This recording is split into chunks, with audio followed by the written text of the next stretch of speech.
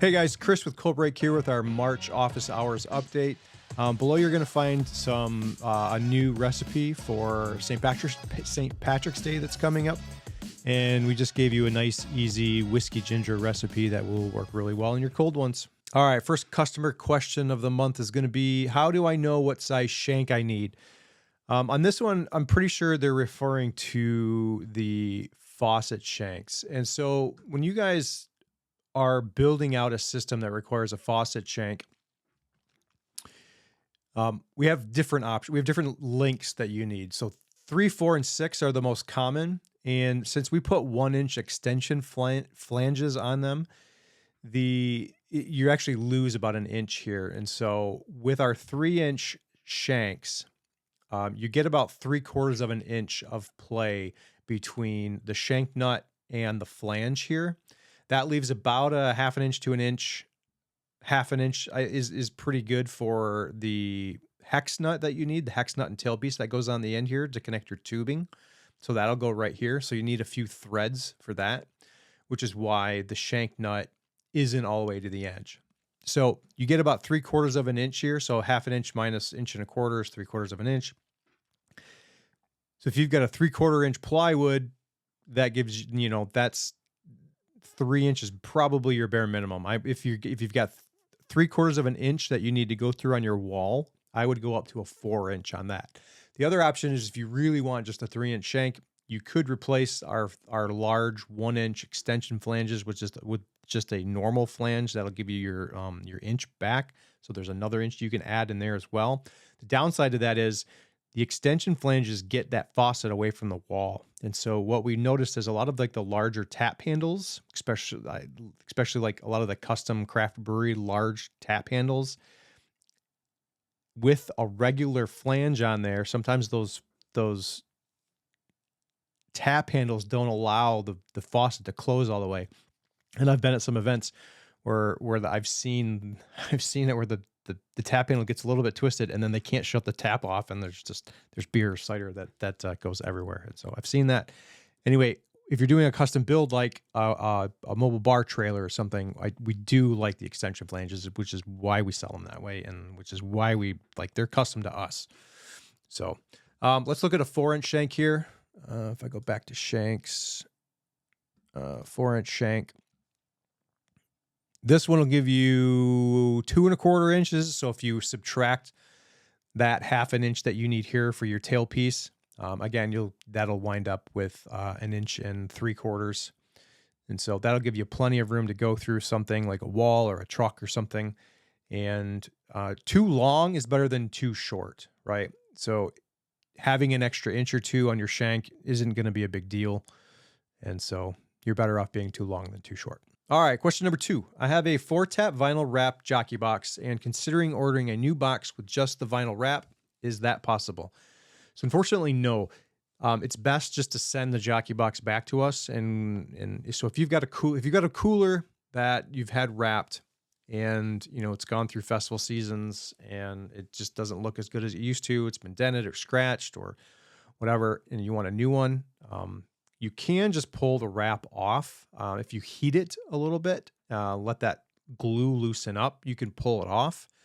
That might give you like a quick refresh for another season. But if you want to brand it again, it's best if you send it back to us. Now, if you send it back to us, we do have a refurbishing program where we'll put the guts of your jockey box into a brand new cooler.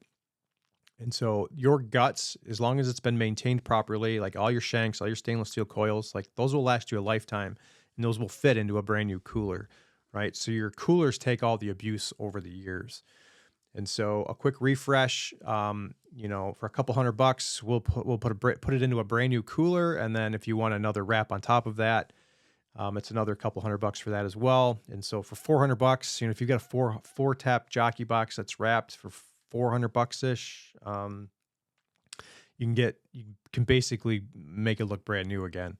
So, that happens because we put the vinyl wraps on prior to building the jockey box. And so what we'll do is we'll take your artwork and we'll wrap the cooler itself, and then we'll drill it out, and then we'll build your jockey box. And so it's a refurbished one. We'll build it, and then we'll swap and put your guts into the new cooler. All right, question number 3. What diameter is needed for the whole of the threaded portion of your 3-inch shank? Okay, so this goes back to our shanks that we were just talking about earlier. And all of our shanks will go through a really nice tight hole. Would be 7/8 of an inch is the size hole that you really want for a nice tight hole. The other one, if you can't find a 7/8 bit, a 1-inch bit will work as well. So a 1-inch hole, probably a little easier to come by, but you'll get a little bit of a slop in that 1-inch hole though. So. All right, question number 4. Do you make a jumper box with inputs and outputs on the back? I'm looking to have more of a permanent install in my tailgating trailer, but don't want hoses on the front of the cooler. Yes, so we can't put every combination of jockey boxes and jumper boxes onto our website. Like there's so many different combinations that we could do. He's asking because typically, it really depends on how you want that cooler to open. So if he's looking for more of a permanent installation where he just connects the cooler to his trailer, he wants that lid to open up a certain way. And so if the way that it's doing now, the way that we do it now, if everything's on the same side, but it opens the wrong way, he wants them reversed. He wants them on the back. We can do that. It's just a custom ask. It's not going to, it's not going to cost you anything more. So we build them to order a lot of times anyway, depending on your setup. We do have ones that we keep in stock, but for some of these, but some of the off ones that we don't sell a ton of, we just build to order. And so if you want it specifically, like just coming out the back of the cooler, yeah, that's easy for us to do, and we can do that. All right, question number 5. Question regarding a 4-way manifold versus a 4-way secondary regulator. With a manifold system, do you just open each line up until it pours the way you want it to? Or how do you regulate the pressure compared to a 4-way secondary regulator? This is for a teardrop trailer build, and we'll be purchasing a jumper box and all the components.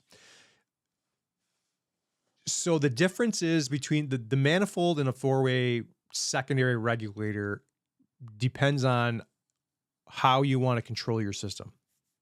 A manifold will distribute an equal amount of pressure to every one of your kegs. So if you've got we're assuming here that you've got a 4-tap setup. So your gas comes from your primary regulator, goes to your 4-way manifold. Your 4-way manifold then distributes an equal amount of gas to each one of your kegs. Your kegs will pressurize to an equal amount, and gas will continue to flow until everything has equalized. That means that if you set your primary regulator at 30 PSI, all of your kegs will be pouring at 30 PSI.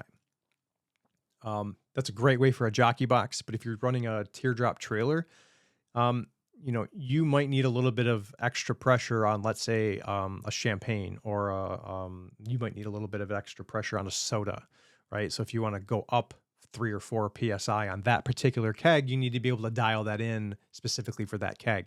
And so that way you have to replace the manifold, and you need to add in a secondary regulator instead. And so the secondary regulator goes in after, let me pull up the website here. So your secondary regulator. So this is what our secondary regulators look like.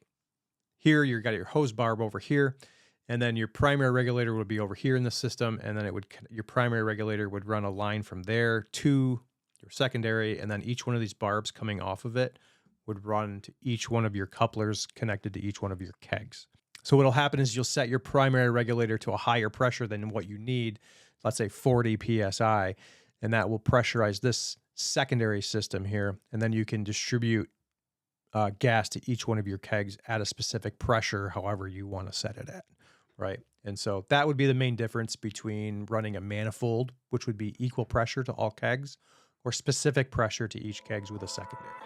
Okay, that's it for this month. If you have any questions, support at coldbreakusa.com.